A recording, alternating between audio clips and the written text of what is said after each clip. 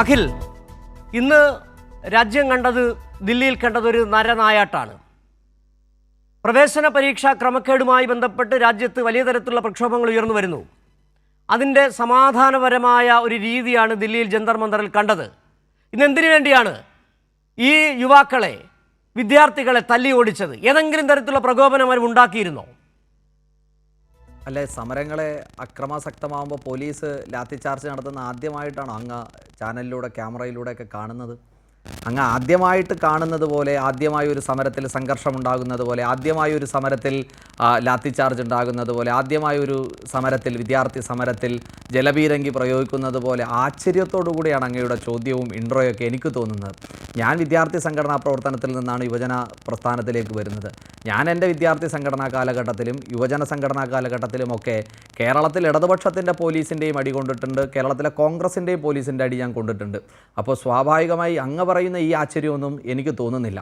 പക്ഷേ ഞാൻ ഒരു സമരത്തെയും വില കുറച്ച് കാണുന്നില്ല. ഇന്ന് നടന്ന ഈ സമരം, അവർ ഉയർത്തുന്ന മുദ്രാവാക്യം അവരെ സംബന്ധിച്ചിടത്തോളം ശരിയായിരിക്കും എന്ന ഒരു നിലപാട് എനിക്കുമുണ്ട്. പക്ഷേ ഞാൻ പറയുന്നത്, ഒരു രാജ്യത്തിൻ്റെ നഗരത്തെ അല്ലെങ്കിൽ ഒരു രാജ്യ തലസ്ഥാനത്തെ കലാപകലുഷിതമാക്കി, ഒരു രാജ്യത്തെ മുഴുവൻ അസ്ഥിരപ്പെടുത്തി ഒരു പാർലമെൻറ്റ് സമ്മേളനം നടക്കാൻ പോകുന്ന ഒരു സമയത്തു തന്നെ ഇത്തരത്തിലുള്ള ഒരു പ്രക്ഷോഭത്തിന് നേതൃത്വം നൽകിയ ഏതെങ്കിലും ഒരു രജിസ്റ്റേർഡ് അല്ലാത്ത, അല്ലെങ്കിൽ ഒരു സംസ്ഥാന ഘടകങ്ങളില്ലാത്ത, ജില്ലാ ഘടകങ്ങളില്ലാത്ത, യൂണിറ്റ് കമ്മിറ്റികളില്ലാത്ത ഒരു കൂട്ടം വിദ്യാർത്ഥികളെ കൊണ്ട് മാത്രം സാധ്യമാകുന്നു എന്നത് ഈ നാട്ടിൽ എല്ലാ ജനാധിപത്യ വിശ്വാസികളും, ജനാധിപത്യത്തിൽ അല്ലെങ്കിൽ വിദ്യാഭ്യാസം സംരക്ഷിക്കപ്പെടണമെന്ന് ആഗ്രഹിക്കുന്ന മുഴുവൻ ആൾക്കാരും ചിന്തിക്കണം എന്നത് തന്നെയാണ് എൻ്റെ നിലപാട്. കാരണം ഈ സമരത്തിന് നേതൃത്വം നൽകുന്നത് എല്ലാ കാലത്തും വിദ്യാർത്ഥികളെ മുന്നിൽ നിർത്തി ഒരു രാജ്യത്ത് കലാപം സൃഷ്ടിച്ചിട്ടുള്ള ചില രാഷ്ട്രീയ പാർട്ടികളും ചില തീവ്രവാദ സംഘടനകളും ചില തീവ്രവാദ ഗ്രൂപ്പുകളുമൊക്കെ ഇതിന് പിന്നിലുണ്ട് എന്നുള്ളത് ഈ സമരത്തിൻ്റെ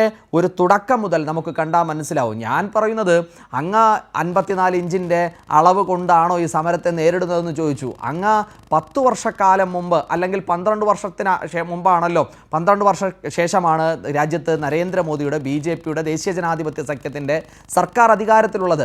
അതിനു മുമ്പ് ഈ രാജ്യത്തൊരു സർക്കാർ ഉണ്ടായിരുന്നു. ആ രാജ്യത്ത് സർക്കാരുകൾ നടപ്പിലാക്കിയ കാര്യങ്ങൾ അങ്ങ് മറന്നുപോയത് കൊണ്ടാണോ, അങ്ങയുടെ ബോധത്തിൽ അതില്ലാത്തത് കൊണ്ടാണോ ഓർമ്മിക്കാത്തതെന്ന് എനിക്ക് അല്ല, മറന്നുപോയതിനെ കുറിച്ചല്ല പറഞ്ഞു. ഇവിടെ അഖിൽ ഉപയോഗിച്ച ചില പദങ്ങളുണ്ട്, അവർ ഉയർത്തുന്ന ചില മുദ്രാവാക്യങ്ങൾ, അവരുടെ പ്രശ്നം എന്ന് പറഞ്ഞ് എത്ര ലാഘവത്തോടു കൂടിയാണ് അഖിൽ പറഞ്ഞൊഴിഞ്ഞത്. ഈ സംഭവം ഉണ്ടായി, അതായത് എങ്ങനെയാണ് ഈ സമരം എത്തിച്ചേർന്നത്, എങ്ങനെയാണ് ഈ പ്രക്ഷോഭത്തിലേക്ക്? അഖിൽ, ഞാൻ പറയട്ടെ, എങ്ങനെയാണ് ഈ സമരം ഇന്ന്? അല്ല അഖിൽ, ഞാനൊന്ന് പറഞ്ഞോളട്ടെ, എങ്ങനെയാണ് ഈ സമരം ഇത്ര യുവാക്കൾ, ഇത്ര വിദ്യാർത്ഥികളോട് എത്തിച്ചേർന്നത്? ഇന്ന് പാർലമെന്റിന്റെ സമ്മേളനം ആരംഭിക്കും, നമുക്കറിയാം. ഇത്ര ദിവസമായിട്ടും ഒരു ചർച്ചയ്ക്ക് പോലും തയ്യാറാകാത്ത നിങ്ങളുടെ സർക്കാർ, നിങ്ങളുടെ ആവശ്യം എന്തായിരുന്നു? ഈ സമരം ചെയ്യുന്നവരുടെ ആവശ്യം എത്ര സമാധാനപരമായിട്ടാണ് നിങ്ങൾ അതിനെ എന്താണ് വ്യാഖ്യാനിച്ചത്? തീവ്രവാദികൾ നുഴഞ്ഞു കയറി 14 വിദ്യാർത്ഥികൾ ആത്മഹത്യ ചെയ്തു. രാത്രി ഉറക്കമൊളിഞ്ഞിരുന്ന് പഠിച്ച പാവങ്ങളായ 14 വിദ്യാർത്ഥികൾ അവരുടെ ഭാവിയെ തുലാസിലാക്കുന്നു. പരീക്ഷകൾ, വീണ്ടും പരീക്ഷകൾ, പുനഃപരീക്ഷകൾ. വല്ലാത്ത മാനസിക സംഘർഷത്തിൽപ്പെട്ട 14 വിദ്യാർത്ഥികളുടെ ജീവൻ, 40 ലക്ഷം വിദ്യാർത്ഥികളുടെ പഠനാന്തരീക്ഷം, അവരുടെ ഭാവി തുലാസിലാക്കുന്നതിനെ വളരെ ലാഘവത്തോടുകൂടിയല്ലേ അഖിലിൻ്റെ പാർട്ടിയും അഖിൽ ഉൾപ്പെടെയുള്ളവരാണ് കാണുന്നത്?